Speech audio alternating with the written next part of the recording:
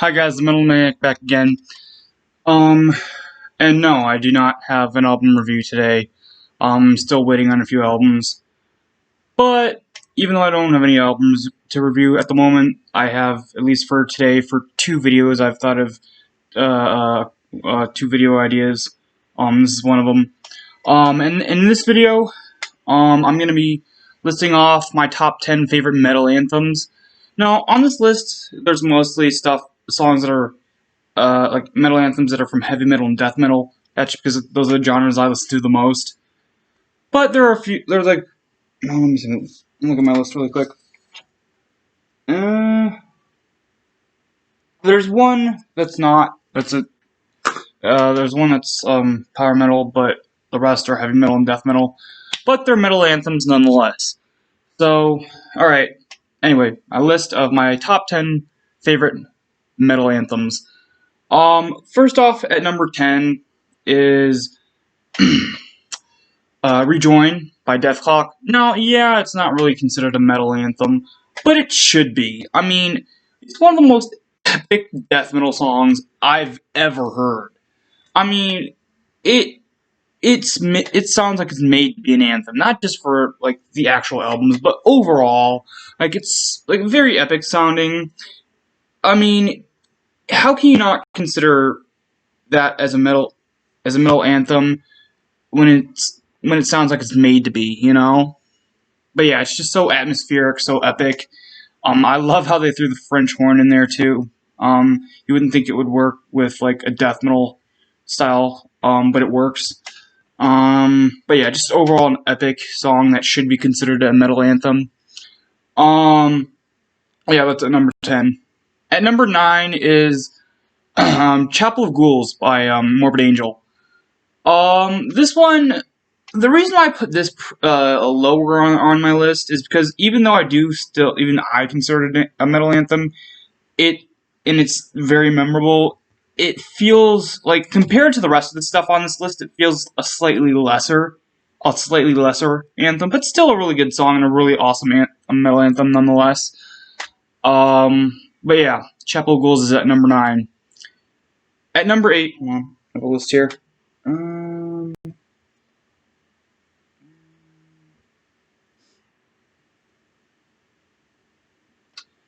wait. Oh yeah, at number 8 is Raining Blood by Slayer. Now I was debating on whether to put Raining Blood or the Antichrist, but I'm just because I put Raining Blood just because that one is slightly more anthemic like. So anthemic, is that the correct term? I don't know. Correct me if I'm wrong, but I think the correct term is anthemic. Anyway, yeah, it's more anthemic-like than the Antichrist, even though the Antichrist is like a staple of, or was a staple of Slayer live shows back before they retired, and is one of the most well-known thrash songs, or not even one of the most well-known thrash metal songs, but one of the most well-known metal songs. It's interesting because it is sort of a more like non-commercial type song from a metal band, yet it's still like widely accepted as an anthem. But anyway, I went with Raining Blood on this one. It's short. It's a short but sweet anthem. You know, it doesn't have that many lyrics. But what makes this anthem an anthem? What makes it so memorable and so it just stands out above the rest? Is that riff. That riff makes this song. You know. But yeah. Was that number? Was that a number? Was I at number 7 or 8? Hold on, let me check really quick. I've completely lost track already. Was that number 10? Number 10 was. I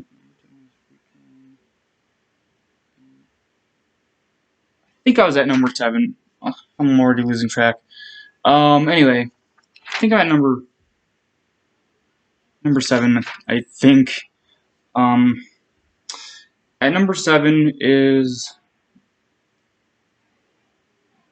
Hold on, get closer to it. Sorry, it's kind of dark over here where the lamp, this side of the lamp's turned off. The side a lamp's turned on over here, so it's kind of darker in this area of my bedroom. It looks bright over here, but that's just the way the camera is. Oh yeah, so number 7 is Through the Fire and Flames by Dragon Force. This is the only power metal song I have on this list. Honestly, I don't know, it's just, it made the list because, one, it's definitely the power metal anthem at this point. Like, yeah, it started as, got really famous because of, Guitar Hero, but, I mean, yeah, I mean, you know, don't, just ignore all the people who say, oh, this song and the band that it's from shouldn't be considered good because they were made popular by a Guitar Hero. It's like, so what? They're still a good band, and this song is an anthem, a metal anthem. Through the Fire and Flames is such an epic song. Like, it gets stuck in your head, but in a good way. Like once it gets stuck in your head, you never want it to leave. And honestly, it's probably the best. What was it? What's his name again? Oh yeah, it's the best ZP era Dragon Force song, and honestly, it's one of my favorite Dragon Force songs of all time. Yeah, it's just a great epic anthem. It's at number 7. At number 6, hold on. At number 6 is the song "See You in Hell" by Grim Reaper. Now, I know a lot of people are going to be saying, "Wait, never heard of the band before." And yeah, okay, so Grim Reaper, I'll talk about more about them in a different video, but to keep it as short as possible, Grim Reaper is a great heavy metal band that has been long forgot about. Like, you could barely even you could barely even find their albums now. I know that they're being sold on eBay, but they're few and far between, and they're usually actually pretty expensive, especially the first one. But yeah, I mean, the title track to the first album, "See You in Hell," again by Ben Grim Reaper, isn't. I don't think it's actually considered a metal anthem, but again, like with Rejoin, it should be. It's just so memorable, so like top tier. It's just a great epic song. Like, it doesn't even sound epic, but it is epic. If you guys can understand what I mean. Like, it's so memorable, and Steve Grimmett's voice is just so good. Like, he sounds like, especially back then, he kind of sounded like Bruce Dickinson in a way. Especially I guess kind of sounded like Bruce Dickinson from the era of say from Number of the Beast to Power Slave. Nah, Number of the Beast to Peace of Mind, that kind of era. He sounds like his vocal range isn't as vast as Bruce, but he does have that. He gives off that same sort of vocal style. But yeah, that song, "See You in Hell" is just a great song and should be considered an anthem. But yeah, that's number 6. Oh, yeah, at number 5, hold on. Oh yeah.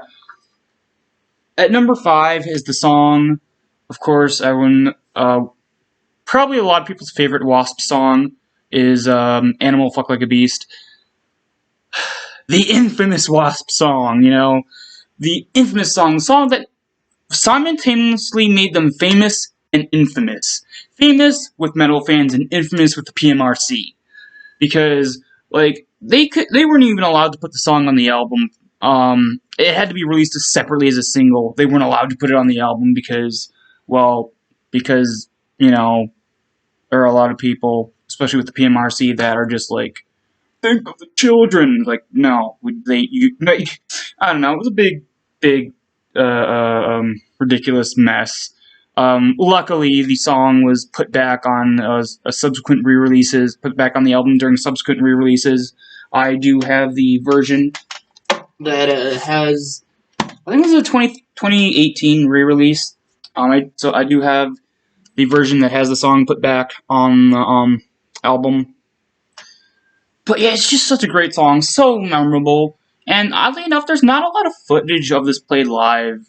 Um, I found like maybe like one or two videos of it being played live. Well, one or two of them that weren't super grainy and super low quality. It's just and also it's a really big shame that Blackie refuses to perform the song live anymore. I mean, he played it for a long time. I just like around I think like the mid 2000s he stopped playing it because he became a reborn Christian and because of stupid bullshit religious reasons he refuses to play a bunch of songs from a few of the earlier albums. Yeah, such a shame because that's such an anthem. Like, I, I don't know. I'm just sort of in a little bit of a rant mode because I love that song so much. It's such a great song, yet it's never going to be played live ever again, unfortunately. But yeah, it's very infamous and famous at the same time. It's what made the band really big. Um, but yeah, it's just such a great song overall.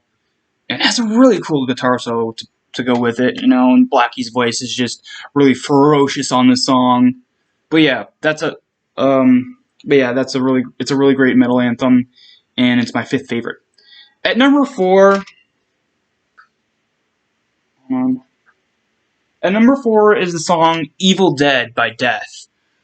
Definitely Death's best song, like period. Like, yeah, I mean, there's other great songs by Death. Like, I think the other song that's closest to being an anthem, being so great that it would be an anthem for metal, would definitely be Spirit Crusher, and that is a more epic song, technically speaking.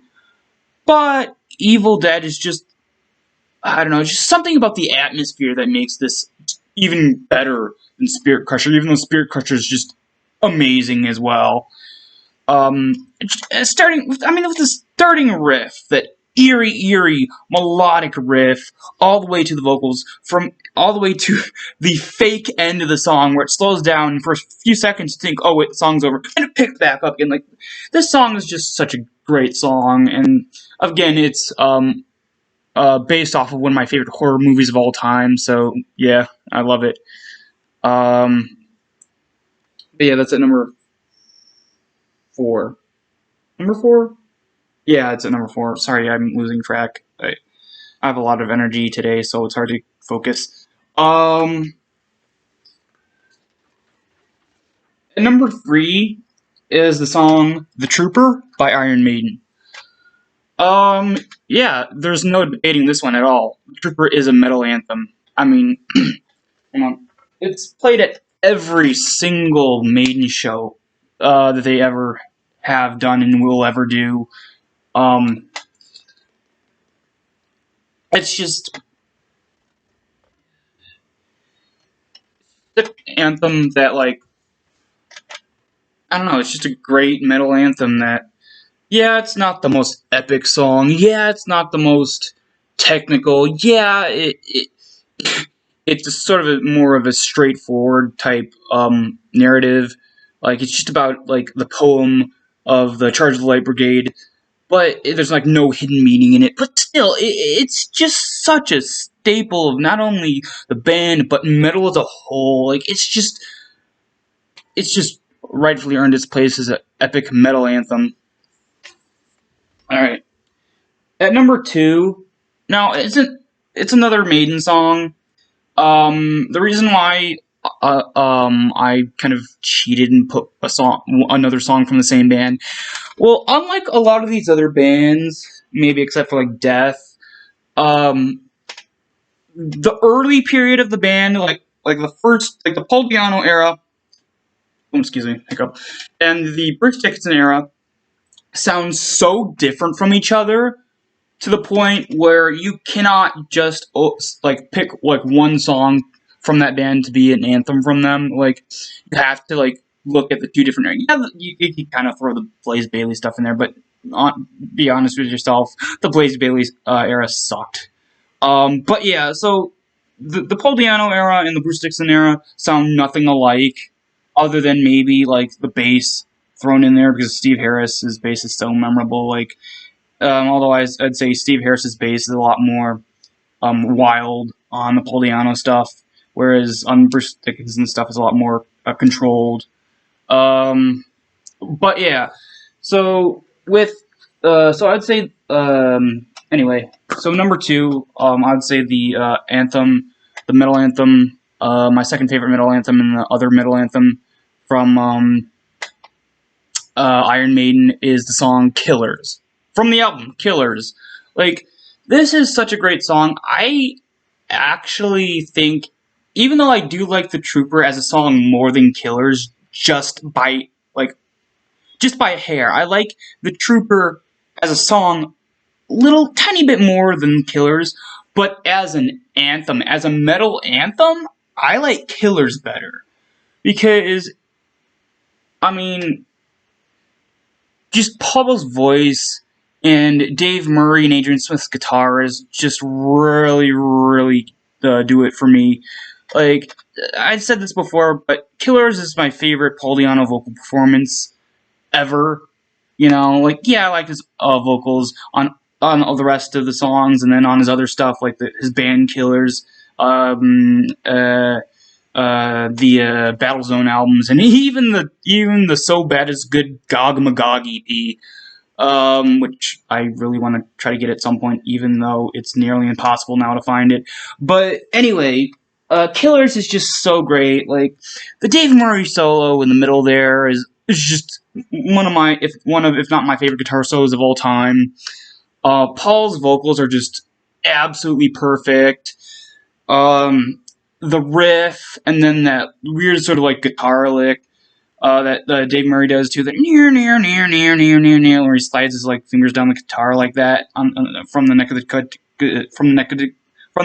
guitar to the base of the guitar, like that little lick, just like adds to the flavor of the song. And it's just so good, and I think, and that's all these reasons are why I actually do prefer, as an anthem, I do prefer Killers over the Trooper. Yeah,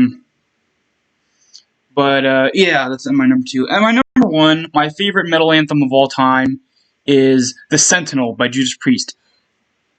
By far, I'm going to say this. I know a lot of people are going to say it, the Painkiller, but in my opinion, The Sentinel is the best Judas Priest song of all time, and definitely my favorite metal anthem. I mean, it's just so memorable, very, very memorable. I love, I love how like I love the solo. Like, I love how it's sort of like a two-piece solo. Like, Glenn does a piece of the solo, then KK, then Glenn, then KK, and they switch it up a bit, and it's just, they work. Glenn Tipton and KK Downing are definitely my favorite guitar duo of all time. It's just a shame that neither of them are in Judas Priest anymore. Well, I mean, Glenn is technically in Judas Priest, but he doesn't perform live. He just has relegated himself to playing for the recording of an album, like he did on Firepower, just because his Parkinson's has gotten so bad that he can't play live continuously, the point where he would be able to go on tour for a long period of time. So he kind of has relegated himself to just doing his guitar work for recordings for albums now. But even then, like, I mean, even though the legendary guitar duo is not like playing together anymore, like, there's no denying that on that particular song, it's just worked so well, and that just really is one of the major things that makes this song great and makes this song a metal anthem. And Rob Halford's voice, even though he doesn't do the highest sort of vocal range like he does on like Painkiller or other songs, he's pretty, like, he has a pretty high vocal range on here, but like it's very relegated, like sort of like high, but also keeps it lower down a bit. But he does like do this really like high point for like when he sings and he says the word "the Sentinel," and he says "Sentinel," he says "Sentinel."